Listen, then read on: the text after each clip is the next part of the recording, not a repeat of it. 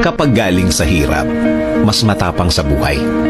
Kung mapapansin mo ang mga taong matitibay sa buhay, sila yung mga taong galing sa matinding hirap sa buhay.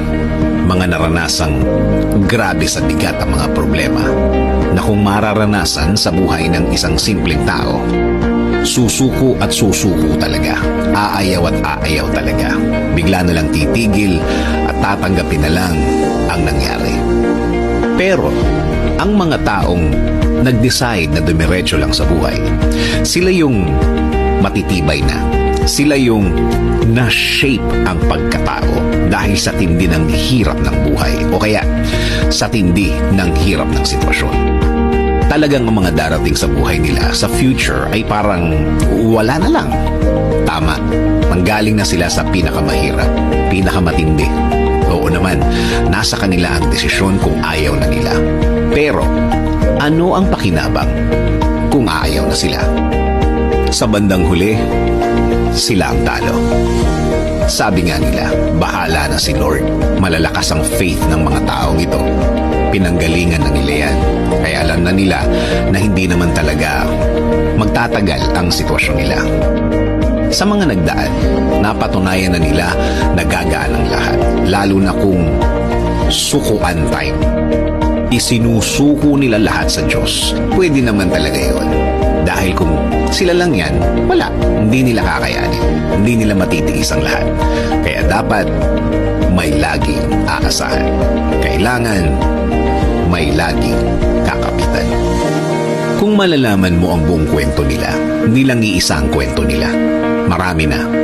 Marami ng pagkakataon na ang pakikipag-usap nila o niya sa Diyos ay napakatindi.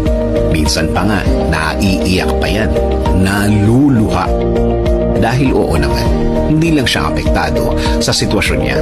Damay ang mga taong mahal niya. Damay ang mga taong malapit sa kanya.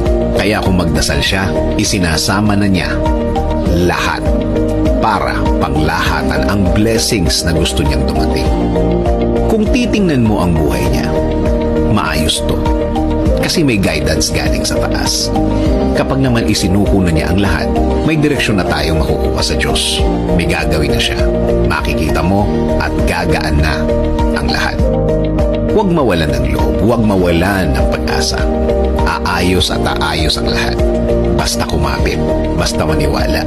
Sa mga taong naging cause ng malaking problema mo, akala mo lang yun. Sila ang naging cause. Sa totoo lang, nire-ready ka lang ni Lord sa mas magandang plano niya sa buhay mo. Kailangan mo maranasan ang mga yan para mas umangat ka bilang tao. Bilang anak niya. Sa buhay naman kasi, galing ang tibay at wisdom natin sa mga mahihirap na sitwasyon, sa mga mahihirap na problema. Mas matinding problema, mas matindi ang lesson, mas matindi ang makukuha na magagamit mo pagdating ng araw. Sa dulo, lagi namang maganda ang plano ng Diyos sa'yo. Sabi nga sa Jeremiah 29:11, "For I know the plans I have for you, declares the Lord, plans to prosper you and not to harm you, plans to give you a hope and the future."